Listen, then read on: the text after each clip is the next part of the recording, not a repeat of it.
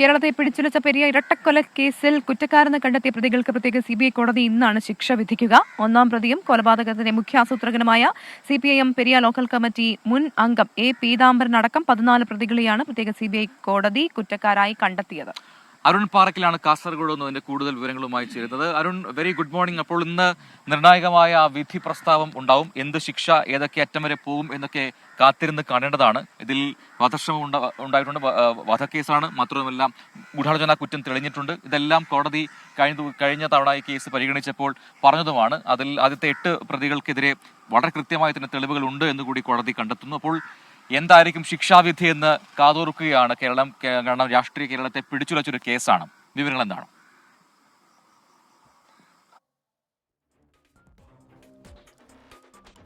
Prajin, Pravitha, good morning. എന്തായാലും നിർണായകമായ ഒരു ദിനമാണ്. പെരിയ ഇരട്ടക്കൊലപാതക കേസിനെ സംബന്ധിച്ച് കോടതി അന്തിമമായി വിധിക്കുന്ന ശിക്ഷ എന്തായിരിക്കുമെന്നാണ് ഏവരും ശ്രദ്ധയോടെ നോക്കി നിൽക്കുന്നത്. ഈ കൃപേഷിൻ്റെയും ശരത് ലാലിൻ്റെയും കുടുംബവും അതുപോലെ തന്നെ പെരിയയിലെ പ്രാദേശിക കോൺഗ്രസ് നേതൃത്വവുമൊക്കെ എന്തായിരിക്കും ഈ പ്രതികൾക്ക് കോടതി നൽകുന്ന ശിക്ഷ എന്നതിനെക്കുറിച്ച് ഇപ്പോൾ അത് ശ്രദ്ധിക്കുകയാണ്. പെരിയയിൽ നിന്ന് കൃപേഷിൻ്റെയും ശരത് ലാലിൻ്റെയും കുടുംബം നേരത്തെ തന്നെ കഴിഞ്ഞ ദിവസം തന്നെ കൊച്ചിയിലേക്ക് പോയിട്ടുണ്ട്.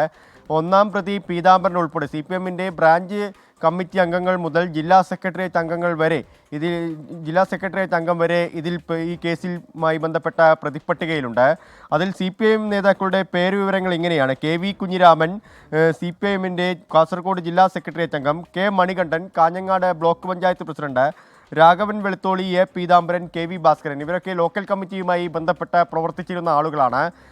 ഇവരൊക്കെ കുറ്റക്കാരാണെന്ന് കോടതി നേരത്തെ തന്നെ കണ്ടെത്തിയിരുന്നു. കൃപേഷിൻ്റെയും ശരത് ലാലിൻ്റെയും കുടുംബത്തെ സംബന്ധിച്ച് കഴിഞ്ഞ 6 വർഷമായി അവർ ഈ നിയമ പോരാട്ടം നടത്തുകയായിരുന്നു. നിയമ പോരാട്ടം നടത്തി സർക്കാർ ഒരു ഘട്ടത്തിൽ ഈ കൊല്ലപ്പെട്ട ആളുകൾക്ക് എതിരെ നിന്ന് പ്രതികൾക്ക് വേണ്ടി വാദിക്കുന്ന അവസ്ഥ വരെ എത്തി. CBI അന്വേഷണം ഈ കേസിൽ CBI ആയപ്പോൾ സർക്കാർ ഇവർക്കെതിരെ നിൽക്കുന്ന ഒരു സാഹചര്യം വരെ ഉണ്ടായി.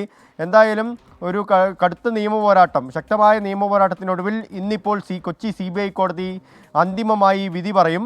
അത് എന്തായിരിക്കും? പീതാംബരൻ ഉൾപ്പെടെയുള്ള പ്രതികൾക്ക് വധശിക്ഷയ്ക്ക് സാധ്യതയുണ്ടെന്നൊക്കെ നിയമവിദഗ്ധർ പറയുന്നുണ്ട്. എന്തായാലും കൃപേഷിൻ്റെയും ശരത് ലാലിൻ്റെയും കുടുംബം വളരെ പ്രതീക്ഷയോടുകൂടിയാണ് ഇന്നത്തെ ഒരു ദിനം നോക്കിക്കാണുന്നത്. ശരി, അരുൺ പാറക്കിലാണ് വിശദാംശങ്ങൾ നൽകിയത്.